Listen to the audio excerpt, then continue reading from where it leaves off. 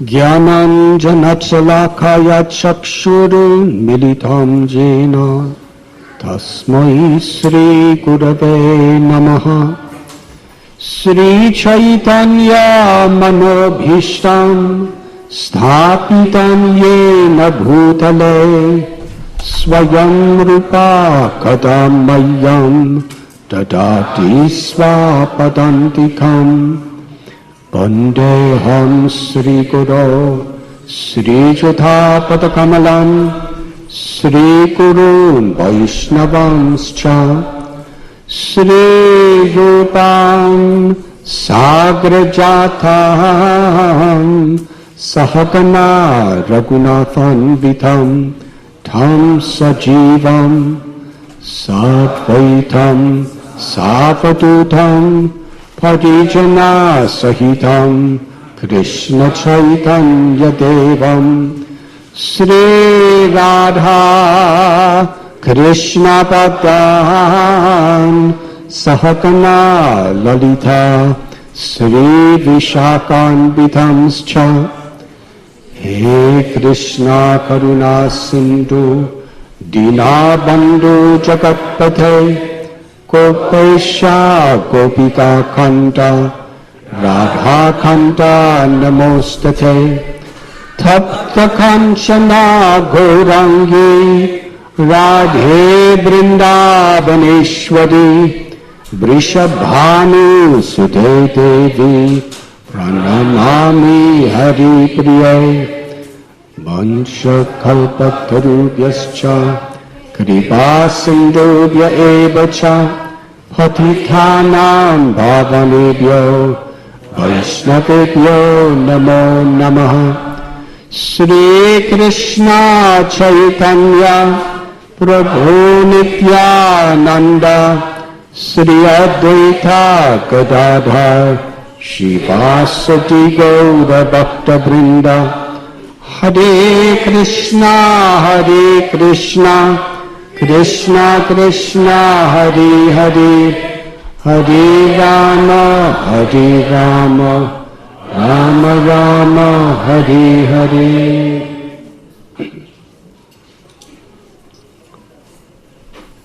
Hare Krishna.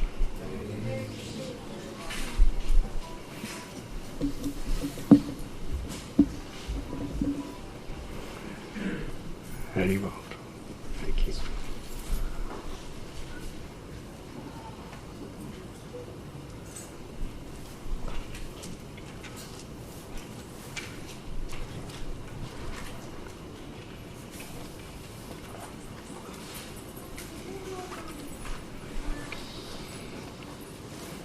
Thank you for being here this evening, and thank you for allowing me to be with you. Special gratitude to Mother Mukya Devi for inviting me, and to all of the assembled devotees.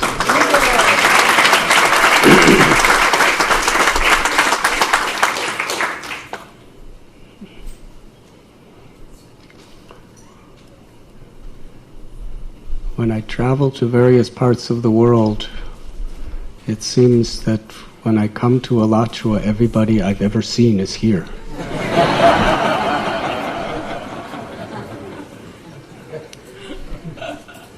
Just like all rivers flow to meet the sea, it seems like all devotees eventually end up in Alachua. But you have such a wonderful, beautiful community here. By Srila Prabhupada's grace.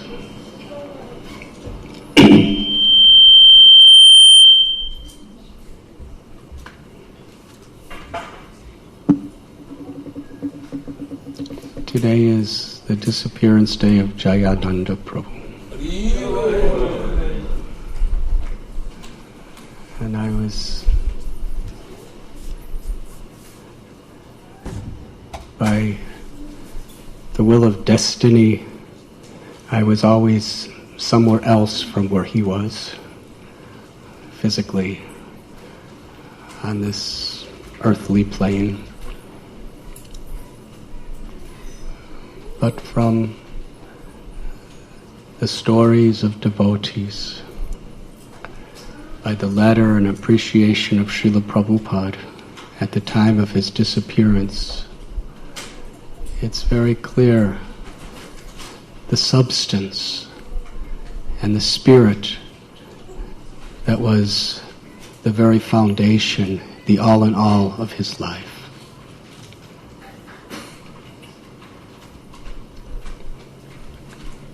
Srimad Bhagavatam tells, Ata pumbir dvijastreshtas varanashrama vibhagasha shvanushtatasya dharmasya samsiddhir haritoshanam. That the perfection of all of our duties in this world, social duties, occupational duties, religious duties, is to give pleasure to Lord Hari, to Krishna. And Sri Chaitanya Mahaprabhu in his Shikshastakam, it was Sri Radha, the very origin and complete whole of all prem or devotion, speaking as Lord Sri Chaitanya Mahaprabhu. Radha Bhava Duti Subalitam Nomi Krishna Swarupa. Mahaprabhu taught us, Na dhanam na janam na sundarim kavitam vajagadisha kamaye mama janmani janmanishwari bhavatad bhakti rohita kitvai. What should we aspire for? We were just discussing with some devotees the concept of simplicity. Srila Prabhupada quotes Srila Bhakti Siddhanta Saraswati Thakur Prabhupada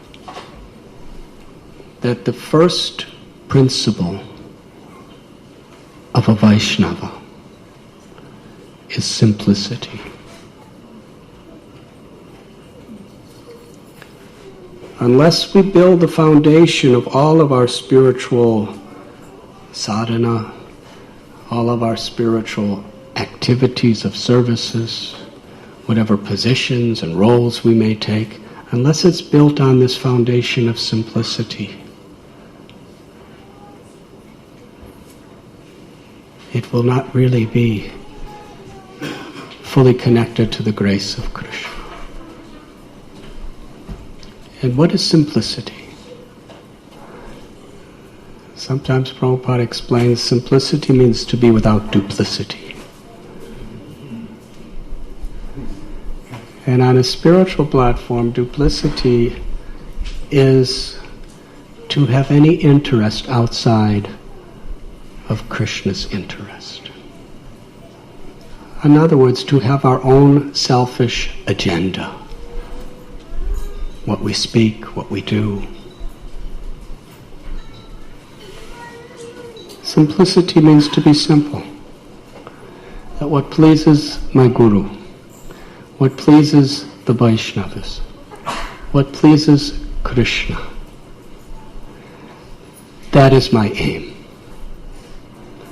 That is a simple heart. If we don't have our own egoistic, selfish agenda, there's no question of arrogance. There's no question of hypocrisy. Janasya moho yamaham mameti. When we think in terms of I and mine, that's like the groundwork by which all these other anarthas develop. So Lord Chaitanya taught us a simple principle. What should be our aspiration?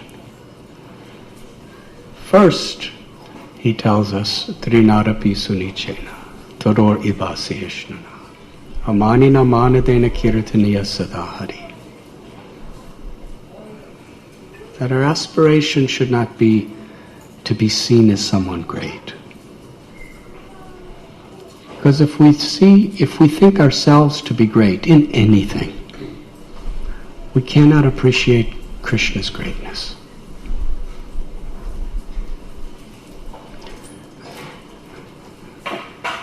something strange just came to my mind. Now, don't be offended by this. But in the West, when somebody is really like obnoxious, we say that they're full of it. No details beyond that. Really, we become full of ourselves. Oh, I am so good singer. I am such a great scholar. I am such a great chanter. I am such a great cook. I'm such a great leader. As long as we're thinking we're great in anything, we can't appreciate Krishna's greatness because we're full of ourselves. But when we're actually humble, we can appreciate Krishna. And that's what bhakti is about. Bhakti is not about what I can do. It's about how we're appreciating what Krishna does with love. So Chaitanya Mahaprabhu says we should aspire to be more humble than a blade of grass, more forgiving and tolerant than a tree.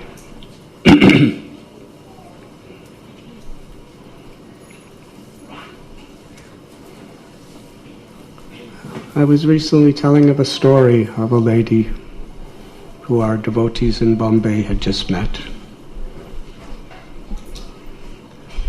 She was in a completely desperate situation. She was abused, rejected. Have you all heard this story? I told it at New Vrindavan. How many of you have heard it? How many have not heard it? So what should I do?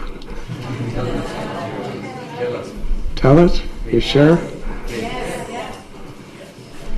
He said, please, what can I do? I'm bound by devotees. Anyways, I'm going to make it really short. At least that's my initial intention.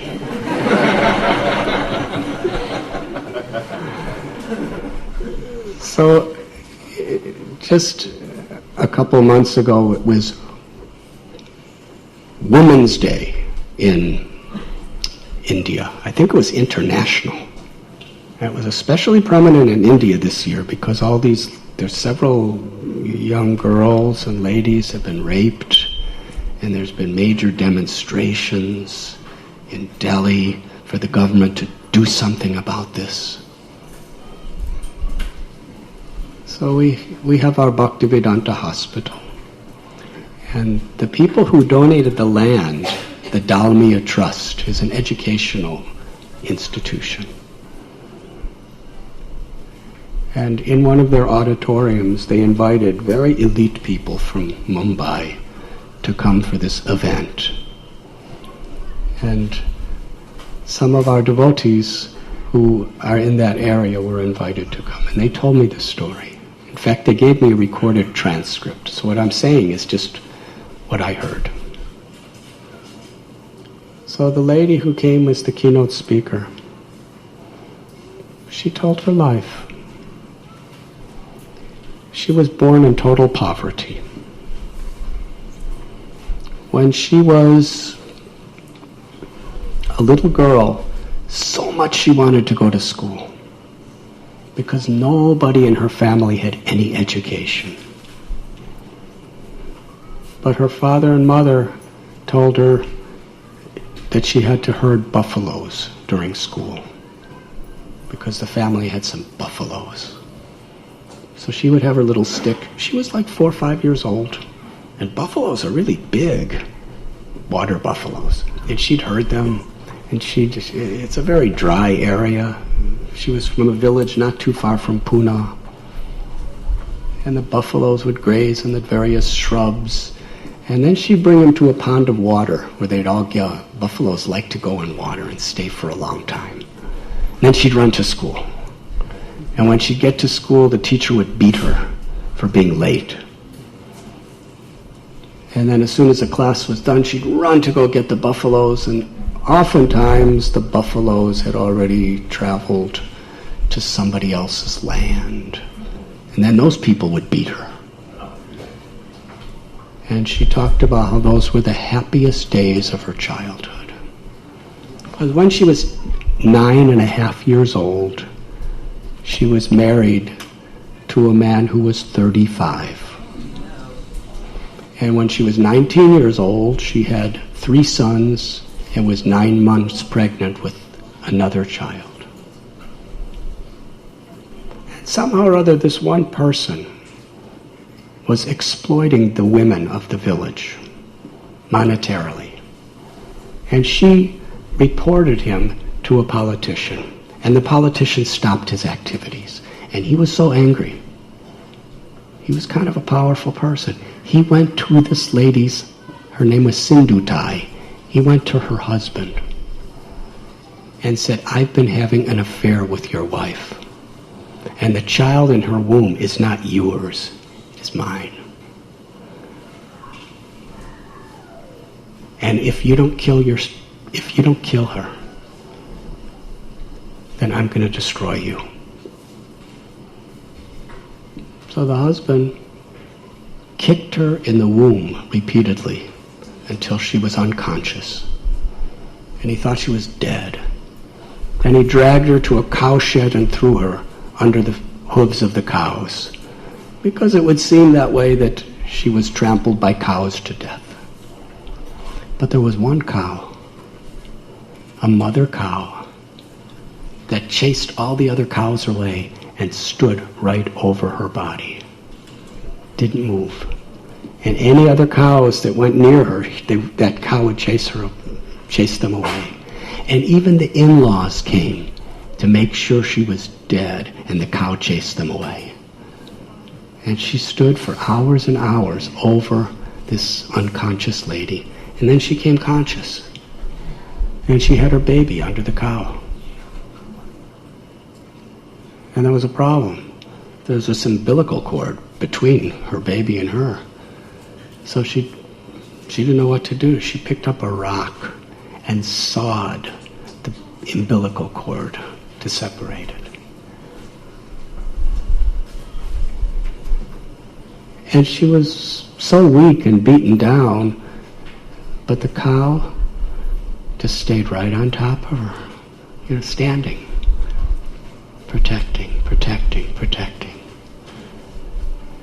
And she made a vow to the cow that rhymes. Sorry, but I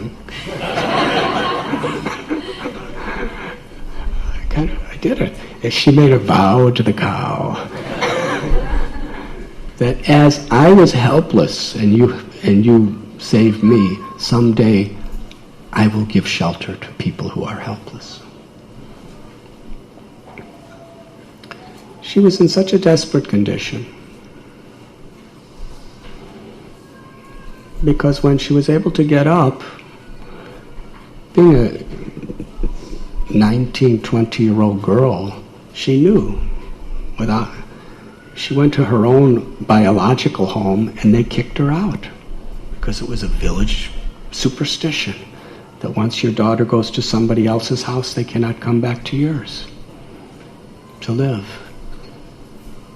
So she was sure she was going to get raped and abused. So where was she going to go? She went to the crematorium and resided there at night, where the people would burn the dead bodies. And she purposely would behave like she was totally crazy so that everyone thought she was ghostly haunted. Then they wouldn't bother her. And that's where she had to raise her little infant child.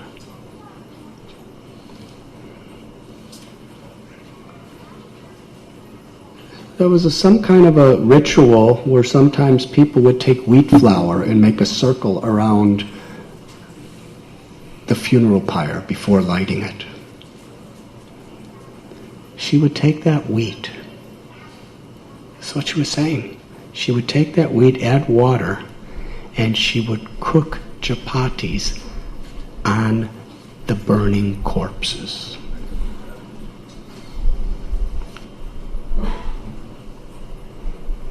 Time went on, she felt so desperate and hopeless that suicide was again and again coming to her mind. And finally she decided at midnight she was going to place her body along with the infant under a train. So she went to the railway tracks.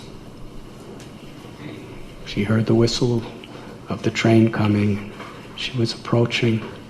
And as she was about to lay in the railway track, she heard somebody screaming in agony. She went back to the railway platform and found an old man who was very helpless and was starving of thirst. So she went and got him water. And then she went and begged and gave him food. And she was thinking at that time that it was a message of God. She specifically said it was a message of Krishna, that he has something better for me to do than commit suicide in this world. I can help others. But what was she going to do? So later that day she was under the sun and she was under a tree. And she was thinking, I've been so abused. How can I help anyone? Then she looked up and she saw something. She saw there was a branch on this tree that somebody had chopped repeatedly with an axe. And they just chopped it very sloppy. It was the branch was just hanging from a shred from the tree, all chopped up. And she noticed that that branch was giving her shade from the sun. So she considered this is Krishna's message to her. That even if she is so much beaten down and axed by others, by destiny, still she could live to help others. So she went back to the railway platform and found there's always these orphan or rejected children. And she became their mother. And she started a little orphanage at the crematorium. And she would go out, and then she was a nice singer, so she would sing and ask people for bakshish, donations, and that's how she would maintain these children. And eventually, after some time, people saw how she was helping so many helpless people. She was actually living according to the vow she made to that cow. It's interesting. No matter how desperate and situations of destiny may be in our life, if even a single person is kind to us and helps us, if we focus on that, that could give us the strength, the inspiration, and the power to transform our life and make it something wonderful. And the person may not even be human. So eventually people saw what she was doing, and they called her the mother of the orphans, and some people made an orphanage for her. And she was giving all of them education, and years went by.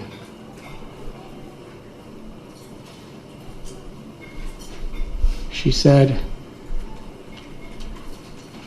that after many years, she was starting to receive so many awards. One was from the Chief Minister of Maharashtra. She got another award from the Prime Minister of India. And at that time, the family of her in-laws saw that she was worth something. So they invited her to their house. And she went. And there was a strange person who kind of walked in the door. He looked like a really strange, old, helpless person. By this time, this person was 80 years old. She didn't know who he was until he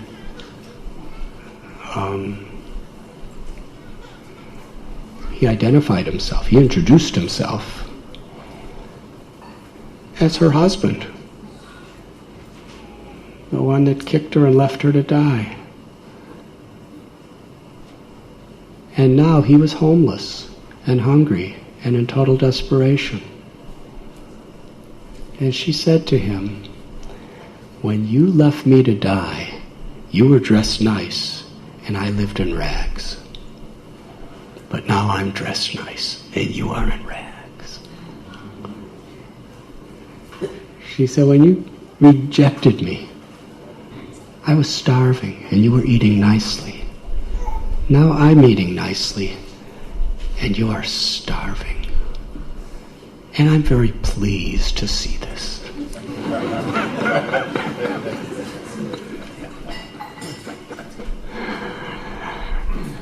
Then she said, "I see you're totally helpless. I'm here to help you." She said, "But not as your wife. I'm done with that. Now I'm only a mother. I will be your mother. You could come and live in my orphanage. I forgive you for all you've done." He was so desperate, he moved in her orphanage. And she took care of him. In fact, she's still taking care of him as we're speaking today. And she introduces him to everybody who comes. "This is my eldest son. And he's been very naughty. But he deserves more love than anyone because he needs it." And when people who know the story, they say, "Why do you want to keep him?" Some of the other children in the orphanage. She said, "Because of him, I'm helping you. Don't you see? If he was a nice husband, I would have just been a traditional housewife." Because she said to her husband, her son, whatever her 80-year-old eldest son, she's 62 now, she said, "Because of you, I now have 1,550 children. And I have 235 sons-in-law. And I have 35 daughter-in-laws. And I have over 1,000 grandchildren. And all of them are well educated. And the 3 sons that were born of her, after she started the orphanages, they left their father to live with her. They have PhD now. One of them did their PhD thesis on their mother's life. And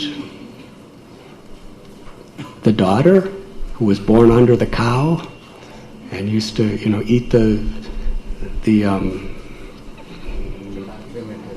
crematorium rotis, she's a doctor. And she runs one of her orphanages now. But she told the audience that the greatest thing she ever did in her life, she said she's gotten over 272 awards and she's been invited to speak in 14 countries. But the greatest fulfillment and the greatest thing she considers she's done in her life is to forgive her ex-husband and give him shelter.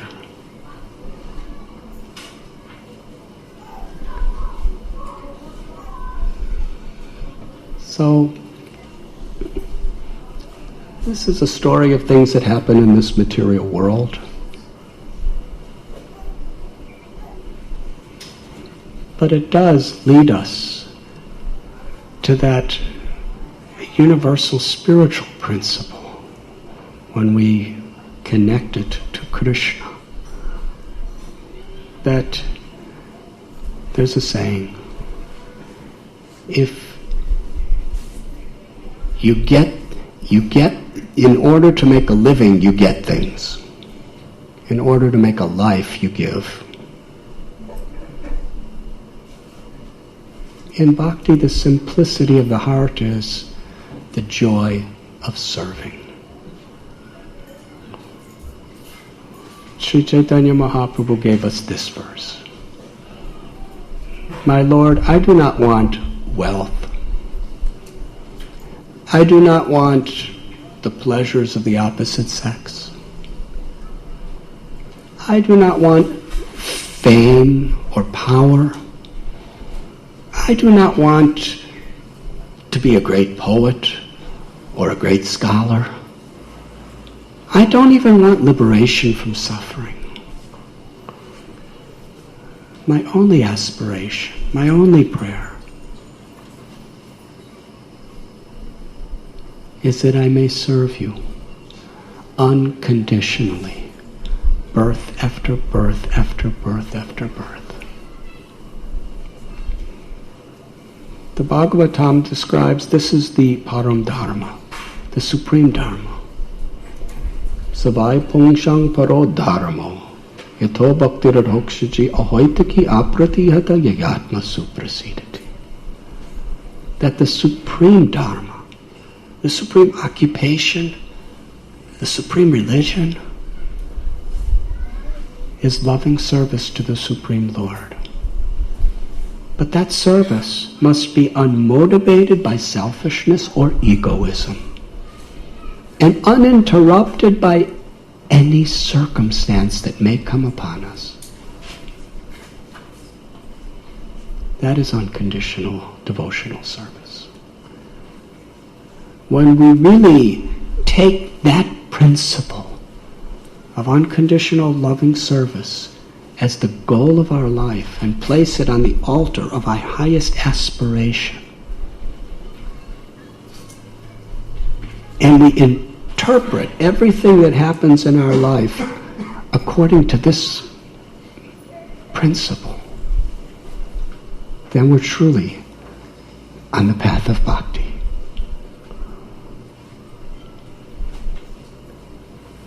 Rupa Goswami tells true bhakti is not mixed with any desires for personal sense gratification or subtle sense gratification. Not even desire for mystical yogic powers. Not even desires for liberation. Simply for the pleasure of Krishna. This is what Srila Prabhupada, from the first day he came to America, even before he set his feet on American soils, while he was on the Jaladuta, he wrote his prayers. Prayers of unconditional love. Most people 70 years old, just 37 or 38 days on an ocean cargo ship, not knowing anyone in the country you're going, not having any money. Most of us would probably pray, Krishna, have somebody waiting for me. Give me a place to stay. Please understand, he had never stepped foot anywhere except outside of India in his life. But his prayer was, Krishna, give me the words to reach their hearts with your message to make them happy.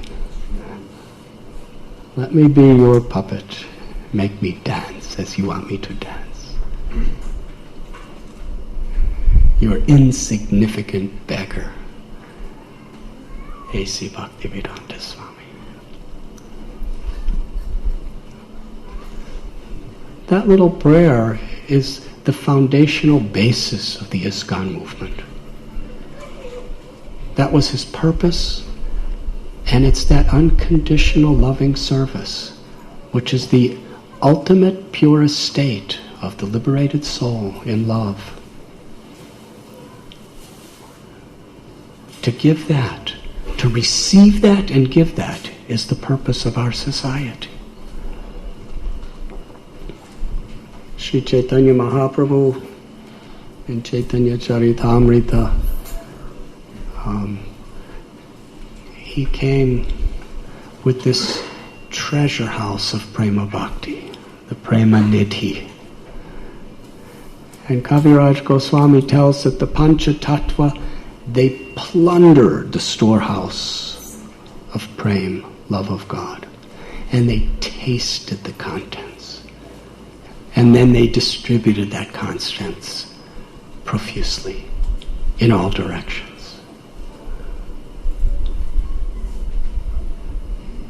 Our sadhana, our satsang, association with one another, it gives us the means by which we can actually begin to taste the sweetness, the param dristva nivartate, the higher experience of love for Krishna. But Srila Prabhupada, he taught us that as we're tasting it, we want to please Krishna, and what pleases him most is that we receive it with a humble and sincere and enthusiastic heart through hearing his glories, Hari Katha, Hari Kirtan, and by sharing that gift with others.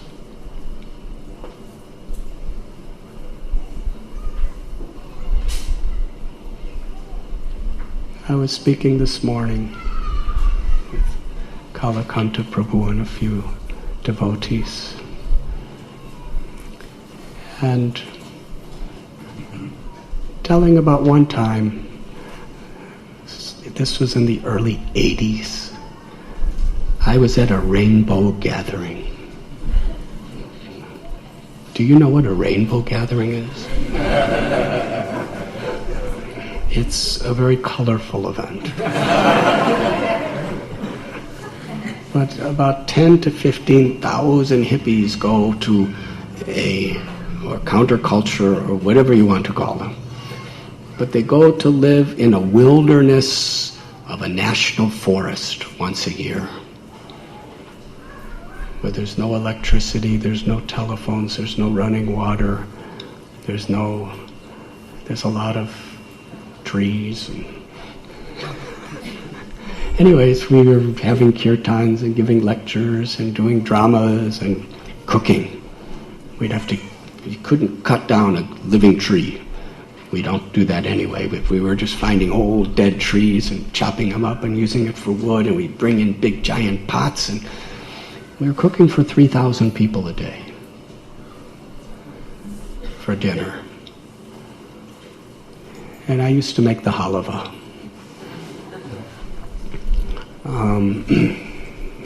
About 50 gallons of halava we would make for dinner every night.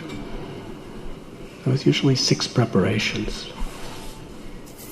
And there would be this line of 3,000 people coming. They were hungry though, because they're living out in the forest in tents and teepees. And everyone had all kinds of different bowls. Some had like upside down frisbees.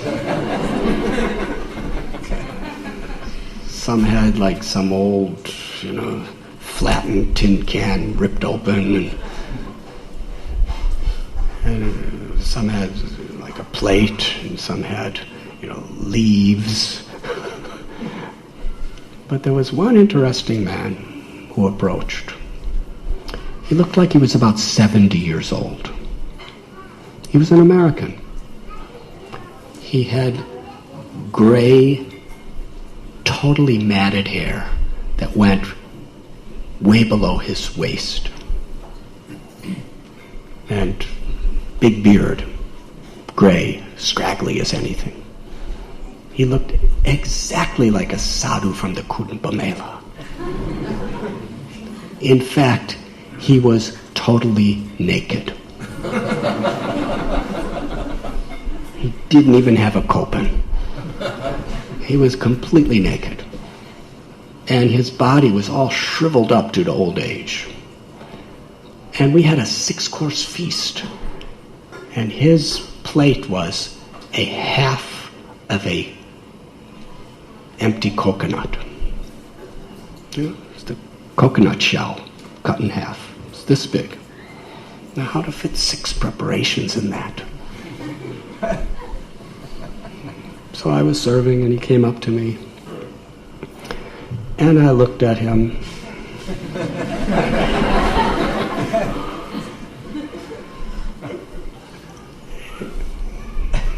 One of those examples, you can't judge a book by looking at its cover. He looked like he was totally insane. And he said, "Can I ask you a question?" And I said, "Sure." I didn't know if I should say that, but I said it. He said, "Are you connected with Swamiji?" I said, "Which Swamiji?" He said, "The one who used to live in the Lower East Side in the Bowery." He said, "The one who used to live in the Bowery." That's what he said. I said, "You knew Swamiji?" He said, "Oh yes, he was my old friend." He said, "I was a student of Dr. Mishra. And Swamiji used to lead kirtans. And then after he'd lead kirtans, while Dr. Mishra was giving lectures, Swamiji would sit in the back. And I would sometimes go over to him. And he'd ask me, "Do you understand what he's saying?" And I would say, "No." And he'd say, "Yes, it's nonsense."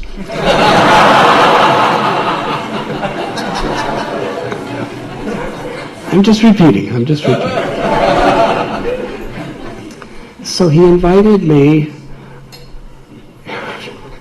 Swamiji was living somewhere in the Bowery. He said, I didn't even know where he lived. He said, he invited me to have prasad, or he invited me to have lunch at my house.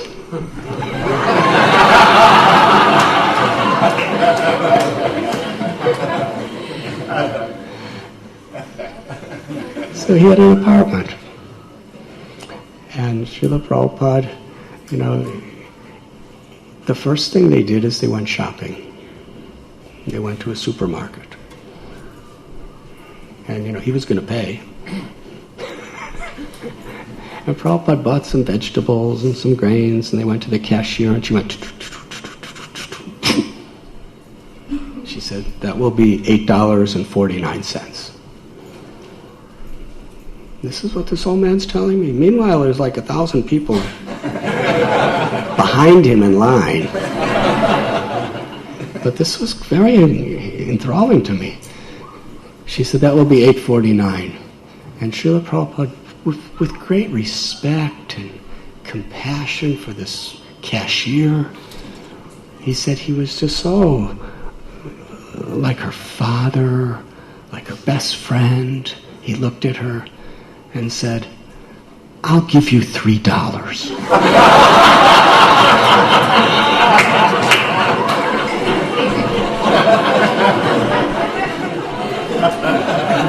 This is Manhattan Island. She was shocked. She was in culture shock. She said, "Sir, it's $8.49. And he said, "It's not worth that much."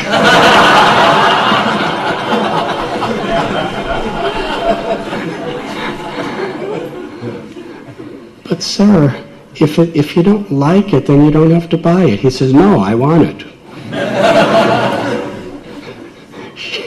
He said, "I could get this for $2.50 other places, but I'm giving you $3. She said, "In America, we don't bargain like this. There's a price tag on everything. It's $8.49.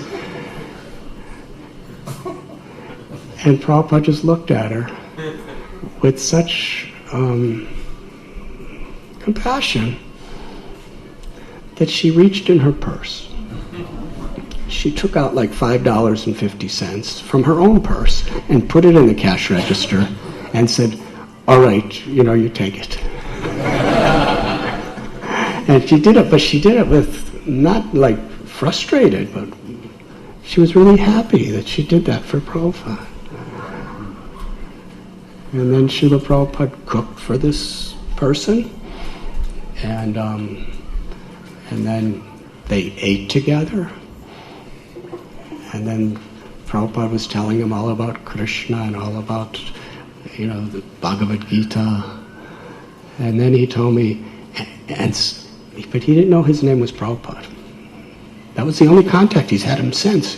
He said, "Swamiji taught me." He said, "He taught me something that I still do today." It's the one thing that Prabhupada taught him that he practices. To lie in his left side after eating.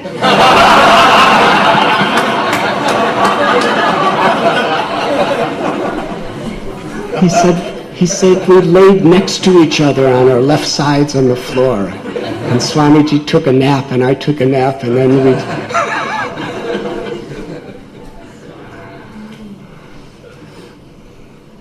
So this is Srila Prabhupada. This is the basis.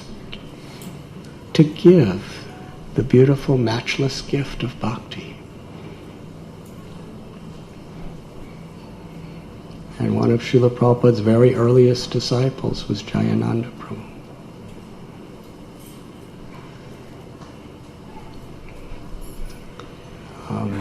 Recently I was with Shamsundar Prabhu, and he told me that Jayananda Prabhu was one of the first devotees to join in San Francisco. And he was kind of older than most of the others. And he continued to work in order to support the center. Not only did he work for a good portion of the day, earning money and giving 100% of it to Prabhupada,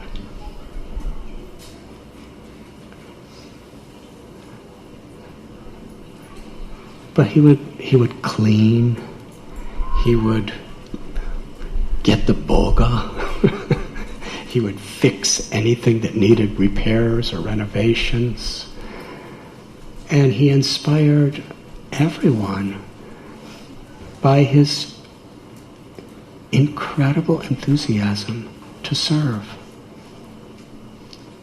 He wanted nothing in return. He just wanted to please the devotees, because he knew that's how he could best please Prabhupada, is to please the devotees. And that was his life. Amani namanadena. He offered all respect to others. He would go to these markets where some of the ruffians, were just out to make a living somehow or other by hook or crook. And he would appreciate them as spirit souls. Srinivasacharya explains the 6 Goswamis were loved by both the gentle and the ruffians, dhira dhira.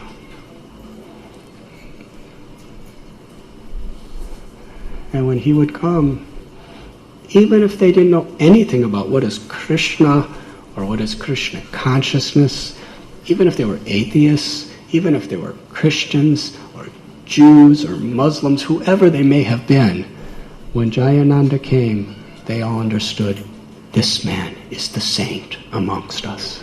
He is a saint.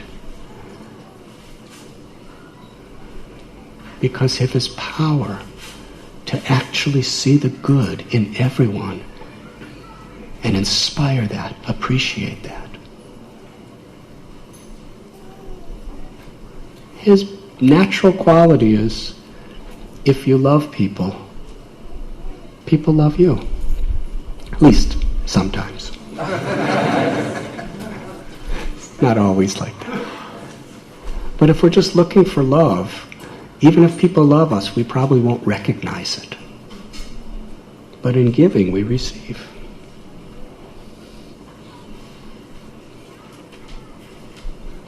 This morning, Kalakanta Prabhu told a beautiful story about Jayananda Prabhu. May I tell you? Yes. He's probably told it to all of you, but I'll tell it anyway, because I'm enthused.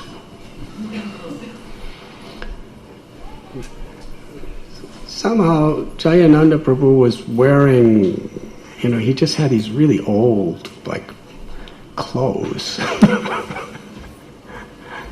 And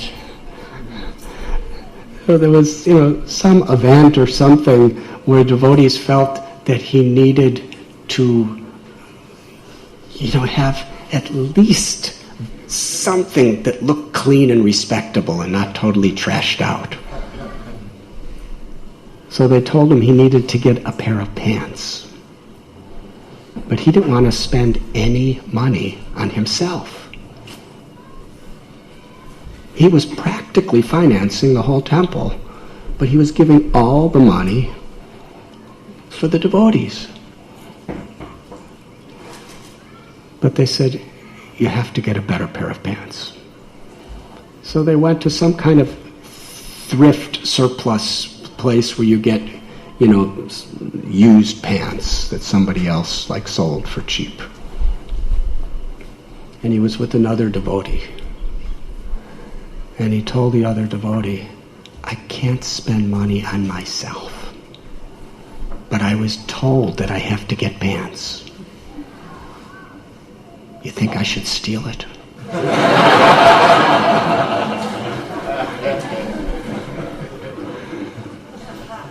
So the devotee said, yeah.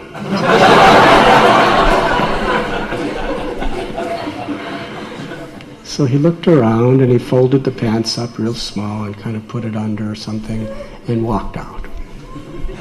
And when he got to the door, the security man caught him and arrested him and brought him to the police. And then he was arrested. He was charged with shoplifting and brought before the judge. And the judge looked at him and said, do you plead guilty or not guilty?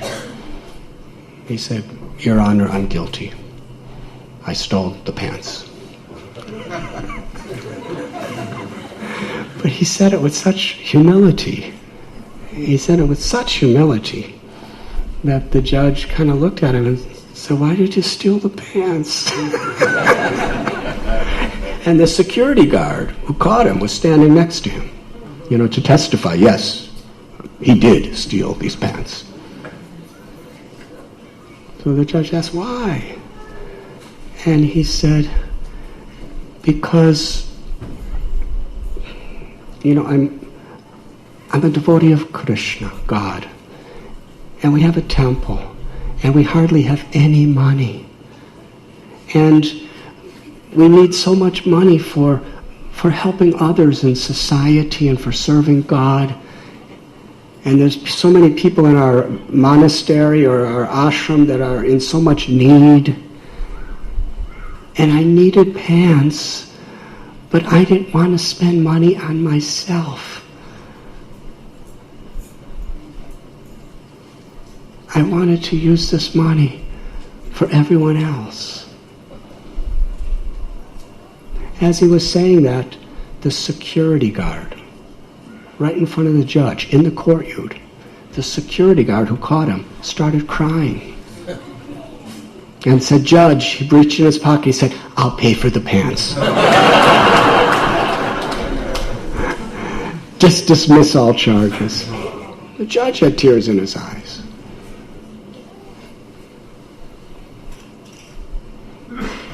That was how he could affect people's hearts.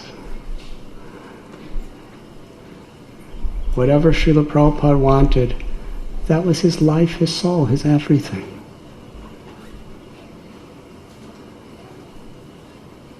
Someone just told me today that he took the Gayatri mantra from Srila Prabhupada.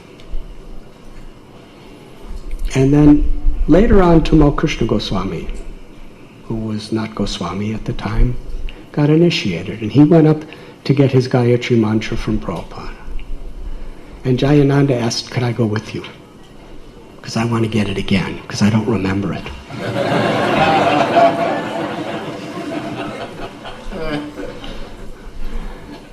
So, Tamal Krishna Goswami told a story. Prabhupada was having him repeat the Gayatri mantra for a half hour. And he still didn't get it so right. And Prabhupada said, however you chant it, Krishna's going to be pleased.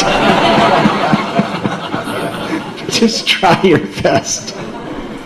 Because of his devotion, because of his sincerity, because he was a hoitaki apradihata. He had no personal motivations.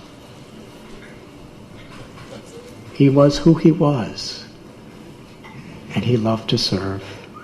He loved to please the Vaishnavas and to make Srila Prabhupada happy. And he had such determination.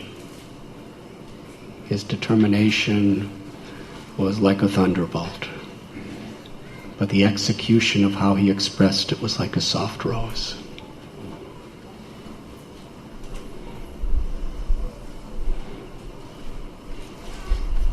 And he made the first Radhayatra chariots.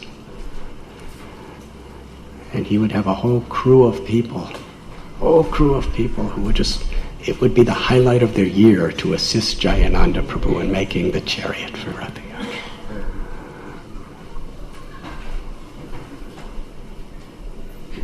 And when he was dying of cancer, he helped to make that chariot for the New York Radhayatra. And Srila Prabhupada was so pleased. And even when he was going through a prolonged suffering of cancer, never complained, never blamed, always grateful, always gracious, always eager to serve in whatever way he could serve. What he represented, Srila Prabhupada considered so important for us. That when he passed from the world, Srila Prabhupada wrote a letter to him. He wrote a letter to the immortal soul of Jayananda. Something like, he wrote, if you had any desires or something, then you will go to the heavenly planets for 10,000 years and enjoy. But because you have no material desires, you have gone back home, back to Godhead, to Goloka Vrindavan. Srila Prabhupada put in writing, and it was distributed to our whole movement, his letter to Jayananda Prabhu, that you have gone back to Krishna.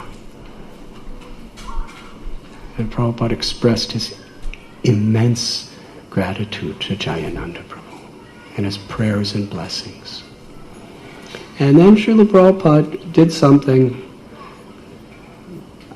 which I believe is unprecedented in our society. He said every year Jayananda Prabhu's disappearance day should be celebrated on our Vaishnav calendar as a holy day to commemorate him. And wherever there is Rathayatras anywhere in the world for all time in ISKCON, Jayananda Prabhu's photograph should be on the chariot.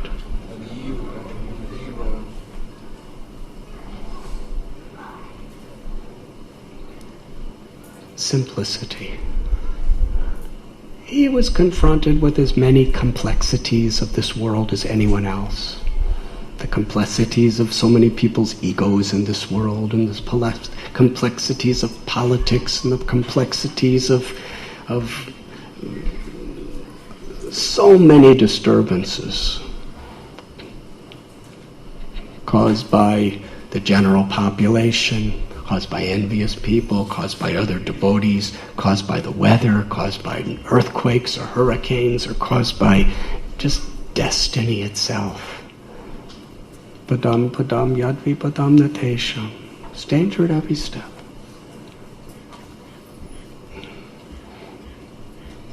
But what was the simplicity that Srila Prabhupada wanted us to understand in him? That whatever happened, he just wanted to serve. He just wanted to please Prabhupada, Krishna, and the Vaishnavas. That is Krishna consciousness.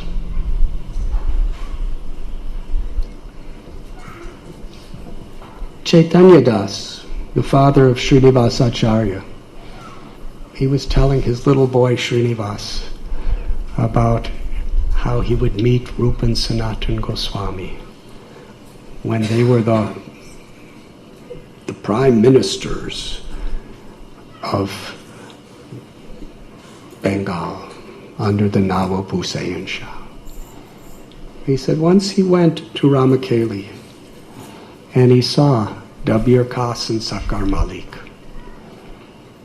He said their beauty were like Cupid, Gandharva.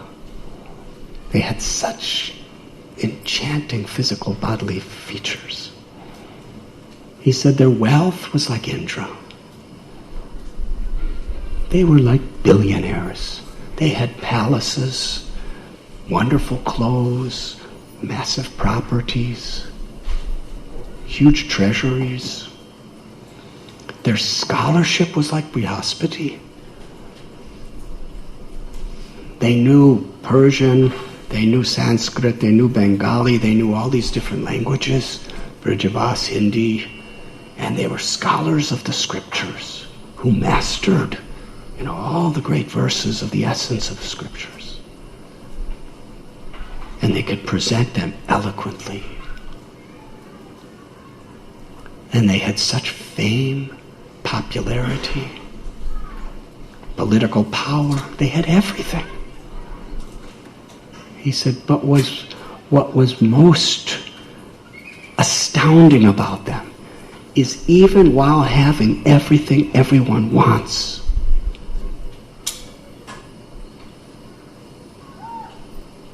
they were completely humble. From their heart of hearts, not just as a show, they honored and respected everyone. They would be sitting on the dais with all these great pundits, and if anybody came, whoever they were, they would get off the dais and sincerely welcome them, greet them, arrange prasad for them, arrange facility for them to stay.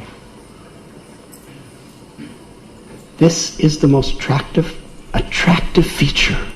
When a person has opulences in the world, the tendency is almost always to become proud and arrogant. The more you have the inclination to be envious if somebody has anything more than you.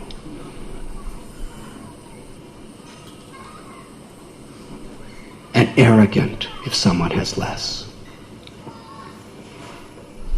But to have those gifts and genuinely be humble, genuinely offer respect, and genuinely wish to serve, that is bhakti. Whether we have little or lot.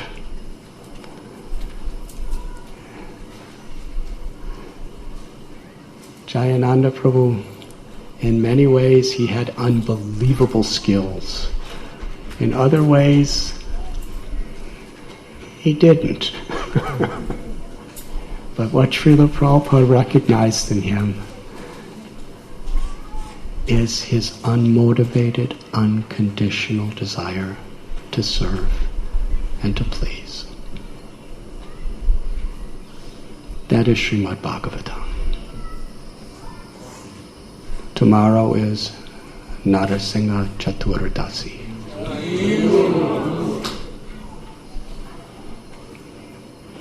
And when we read the Leela of Sri Narasingha Dev in Srimad Bhagavatam, there are many chapters, and Narasingha Dev only comes at the end. It's really the story of little Prahlad. The glorification, Narada Muni speaking to Yudhisthira Maharaj, and Narada Muni's narrating this incredible story of Prahlad Maharaj. His unconditional desire to serve. And how the Lord was always there to protect him. And I'm going to end by telling one story. I'm going to change the topic a little.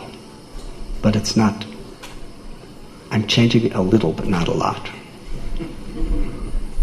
Do we have time for one story? Yes. Okay. I may have told it before, but I'll tell it again. Do you remember a few years ago when terrorists invaded the Taj Mahal Hotel in India? And for 3 days, the anti-terrorist squads of the Bombay police were fighting against these terrorists. They were killing people.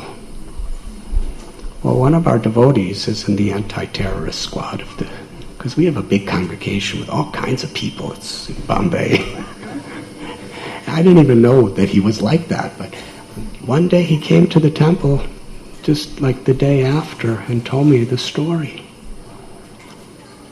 They said when those persons were, they had rooms stocked with ammunition. And they were really highly trained. And it was very difficult. Dozens and dozens of military could not touch them because they always stayed in a higher position. And they would just throw down all these hand grenades. And the hand grenades, the metal would start stabbing people, and there would be so much smoke that nobody could see them. But they knew where everybody was, and they'd have their machine guns like and shoot. And he said we never could see them, so we never knew where to shoot back. They would just throw hand grenades, so much smoke, shoot at us, and we didn't know where to shoot back. So he said at one point he was there with 2 of his comrades, a Swan devotee. And they were just throwing these hand grenades down, and there was total smoke, and nobody could see anything. And they started shooting their machine guns down. And the police they didn't know where to shoot. They were just, and it was like, and couldn't see anything. And when the smoke cleared, he was in such a helpless state. I almost forgot the whole purpose of the story.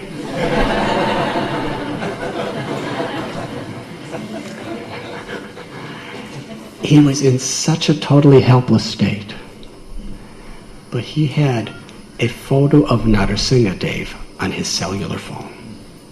And he had the recording of the Narasingha Stotram that we sing after every arti. Namaste Narasinghaya Tabakara Kamala Varenaka. So he turned it on the highest possible volume. And he had it in his pocket. And he was just standing there because he didn't know what to do. There was just bullets showing, and he didn't know where he was because they were kind of moving around, and he had no idea where he was, but it was just smoke, smoke, smoke, smoke, and smoke. They were shooting, and as he was singing, on the top of his lungs, he was singing along with the tape of the Nrsimha prayers of the devotees. Then the shooting stopped, and the smoke cleared, and he looked on one side of him, and one of his fellow police was completely covered with bullets and dead. And on the other side of him was another policeman covered with bullets and dead.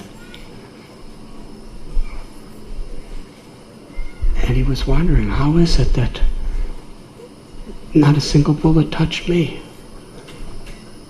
And then the smoke cleared more, and he saw right in front of him was a pillar. And the pillar was filled with bullets. And his realization was this, that to protect Prahlad, Narasimhadev came out from a pillar. And to protect me, Narasimhadev became a pillar.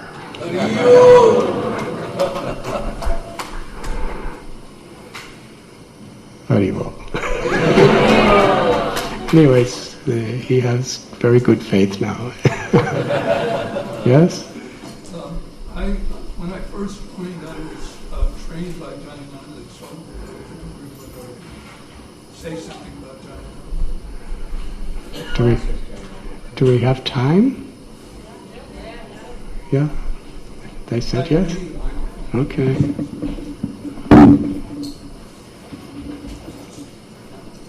Is it okay?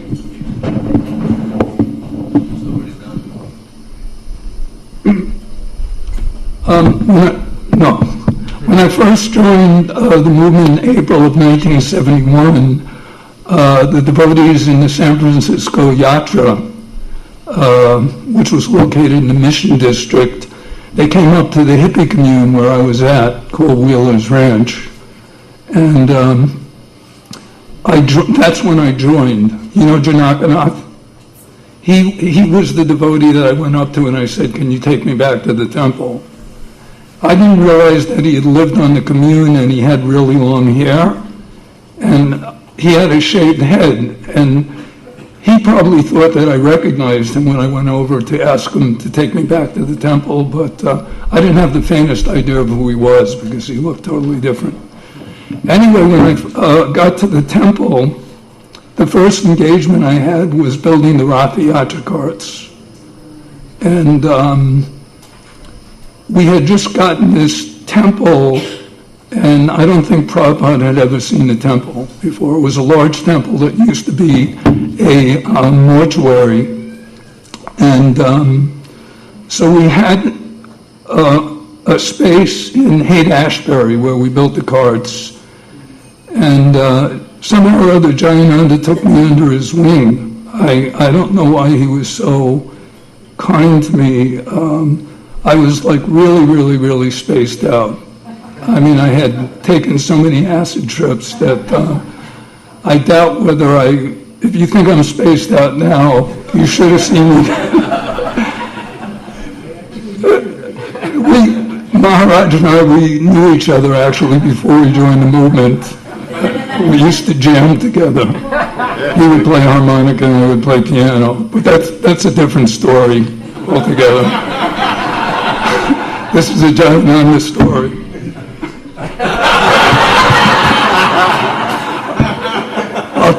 I'll tell that sometime. So anyway, Jayananda really took me under his wing. I mean, I'm not just saying that, for false prestige, although I do have a lot of false prestige. And I really couldn't understand why he was so kind to me. He used to cook sweet rice in the parking lot where we were building the Ratha Yatra cart on a sterno stove, and it was famous sweet rice. Sometimes it had a little grit in it. Sometimes possibly some axle grease as well, but it was actually very transcendental. So he used to cook that all the time. The devotees used to eat it. And there was a garage adjoining the temple, and there was a shower in there, and somehow or other, myself and Jayananda, and maybe sometimes some others, but somehow or other, I just remember myself and Jayananda. I don't remember whether there were any others.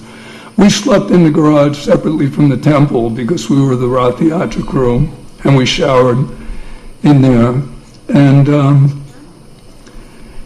we were in a seedy neighborhood. There were a lot of drunks, winos, drug addicts in this area. It was a rundown area. There was a flea bag hotel around the corner, and believe it or not, a Buddhist temple about 2 blocks away. And if Jayananda needed some particular service like moving a refrigerator or any type of heavy-duty service, he would go out into the street and recruit people who were passing by in the neighborhood, like drunks, winos, and drug addicts. And the way he just handled them was like totally amazing. It was like, before you know it, they were like just totally engaged in devotional service for that particular time. And I think the secret of the whole thing was that Jayananda did not have false prestige. So everyone could recognize that this man is not looking at me and judging me on a level that other people judge me. He didn't do that. He considered himself to be either the most ordinary person in the world or below everyone else. And the way that you knew that is that everyone would just be happy to do service for him. Another quality is that he could always find prasadam to give devotees. Like I remember once we were in the San Francisco temple and we were washing pots late at night after a feast. It must have been about 12 o'clock at night. And Jayananda said, "Let's have some prasadam." And he brought out the whole Maha offering from the last offering. So we had some prasadam. Srila Prabhupada would always say, "Where is my Jayananda?" I remember in New York, I was also there for the first New York Rath Yatra. And Srila Prabhupada walked in the building with many of the ISKCON dignitaries. There was Tamal Krishna, Radhanath, Goswami, Brahmananda, and he was surrounded. And the first thing he asked when he got in the lobby is, "Where is my Jayananda?" And one of the small things I remember about... Can I just finish? Okay. Anyway, one of the things I just like to say is that when we had the Tulsi Puja, he would always, at the end of the Tulsi Puja, he would go, "Tulsi Devi, Hari Bol, Hari Bol," and he'd do a little jig around Tulsi Devi. I always remember that. So I felt very fortunate because he actually asked me to ride on the Rath Yatra cart with him to work the winches. So I was only a bhakta for 3 months, and I saw Prabhupada for the first time when he came for the Rath Yatra in July, and I got to ride on the Rath Yatra cart on Prabhupada's cart with Jayananda and work the winches. So I have a lot of memories, but I guess Mukhya is not, doesn't really want me to tell him, so I'll hand the microphone back to you.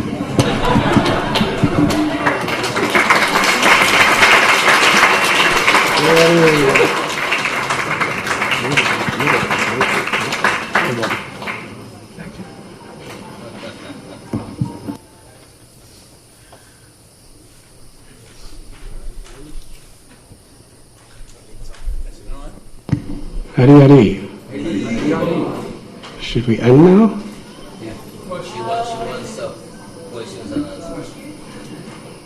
Where is... There's 15 minutes left, maybe 10 minutes, so perhaps you can ask a few questions. It's so rare that we get to hear you, so it's painful. I mean, it's a minute. Maybe somebody would have a question for you. Does anyone have any question?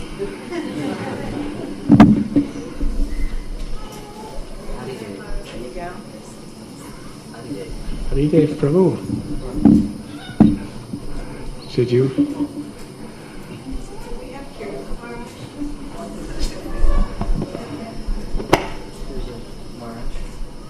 Yes. Haridev told me that at the end he wanted to film things on 22nd Avenue, and then also there's something for... That's something separate. Go, right. Do you want to do it between now and Artik or after Artik? I don't, but not now. Haribo. There was a question over there. Someone had, one of the ladies had a question. Did you have a question?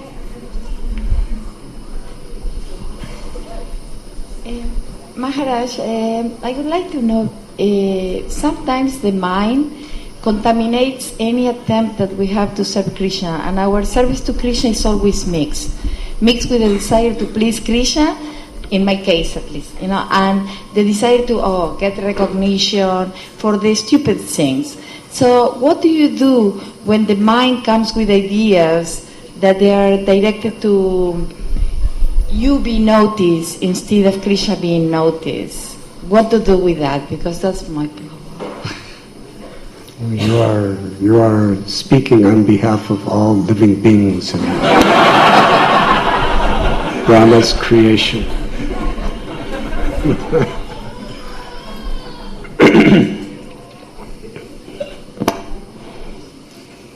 Just that you recognize that, and you want to take shelter of Krishna. To go beyond that is the symptom of your sincerity. Daivi yeshu gunamayi mama maya duratyaya mamevamye prapadyante mayame tatarantite. Krishna tells that this divine energy, consisting of the three modes, this Maya Shakti, is very difficult to overcome.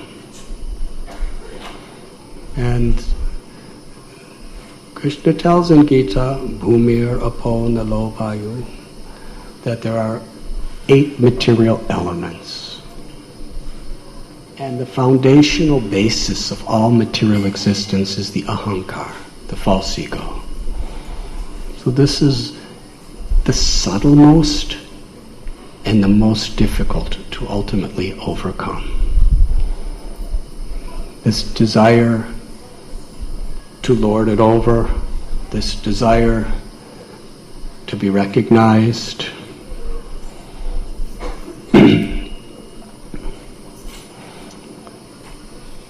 When it infects the mind becomes our enemy. Bandhur atmatmanastasya. Krishna says that the mind could be the best of friend or the worst of enemies. So in Krishna consciousness we understand that the power of the ego and the power of the mind that is infected by the ego is beyond our power. But Krishna does say that if we take shelter of him, he will carry us beyond these obstacles. The ascending process of other schools of yoga or spirituality is by our own powers to overcome the mind. Krishna tells in Gita, Tani sarvani samyamya yukta asita matpara vasehi yasyandriyani tasya pragya pratishtata. That steady intelligence is when we restrain our senses.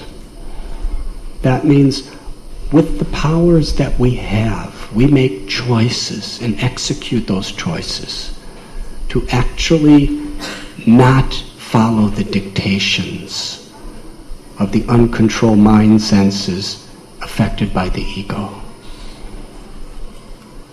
But ultimately, those powers are beyond our own. Then we have to fix our consciousness on Krishna. We have to humbly take shelter of Krishna.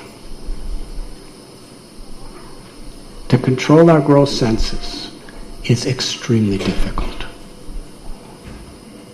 But the problem is, even if we could do that, we usually become proud of it. We become arrogant of it. And more or less we spoil everything. Sri Chaitanya Charitamrita tells about Vasudeva. He had leprosy. very advanced, acute state of leprosy. His whole body was decomposed to the extent that there were living worms eating his flesh. But he was so humble. He was thinking that the worm is living in my body and I'm living in my body. If a worm would fall out, he would pick it up and put it back. And nobody was watching. It's not like he had some camera and he was going.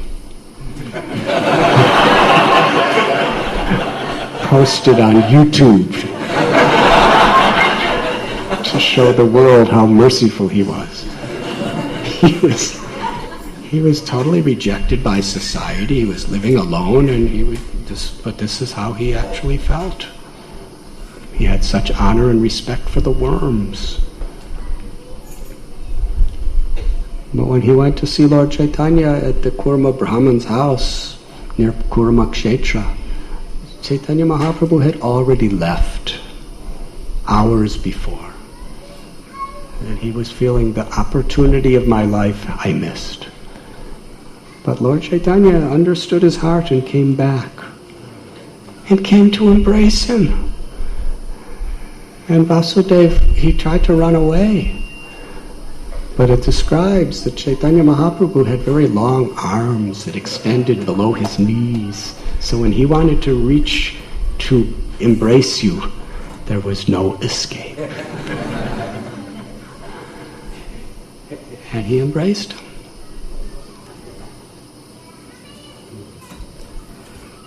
Vasudeva said that my body is so abominable. It's so contaminated with pus and with blood and with infection of leprosy, and it's contagious. And the smell of my body is so abominable that nobody will come even near me. But you have embraced me. Therefore I can understand that you are the Supreme Personality of God. Nobody else could be so non-judgmental and kind, merciful. But when the Lord embraced him, all his leprosy went away. And at that time Vasudeva was very worried, and he was thinking in his mind, now when people see me, I have a beautiful, youthful, healthy body that's glowing because of Lord Chaitanya's embrace. And everybody knows that I was a leper. When they see me, they're going to think I must be some sort of very advanced devotee. Lord Chaitanya personally, God bestowed such mercy on me. But receiving such mercy, I will become proud. I will think myself better than other people who don't get such mercy. And as soon as pride enters the heart of a devotee, in Krishna's eyes, our devotional service is spoiled. So he was actually fearful of becoming proud, desiring this recognition. And Lord Chaitanya could read his mind. And Lord Chaitanya said, do not be afraid. Always chant the names of Krishna. And in a spirit of compassion, share the message of Krishna with others. If we take shelter of Krishna with that motivation to overcome our ego, by chanting, by hearing, by serving, then Krishna will see our intention. He'll see the sincerity of our intention and carry what we lack, preserve what we have. By Krishna's grace, we can overcome the most subtle and most powerful of all the obstacles, our own false ego. And when a person like you is crying tears, feeling humbled by the power of the ego, and actually cries out Krishna's names, and cries and begs for service in that spirit, Krishna help me, Krishna will surely help you. that answer your question? And that's what we're all here for, to help one another. We're all meant to be instruments of Krishna to help each other, to remind each other, to facilitate each other, to forgive each other, to encourage each other toward that state of pure unalloyed devotional service. And that's why we come for Srimad Bhagavatam class, for Hari Katha, for Hari Kirtan. That's our reason for coming together. To share Srila Prabhupada's grace and help each other to really humble ourselves to take shelter of Krishna.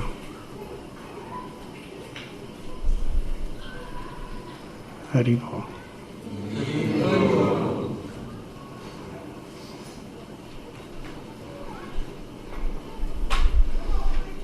Thank you very much.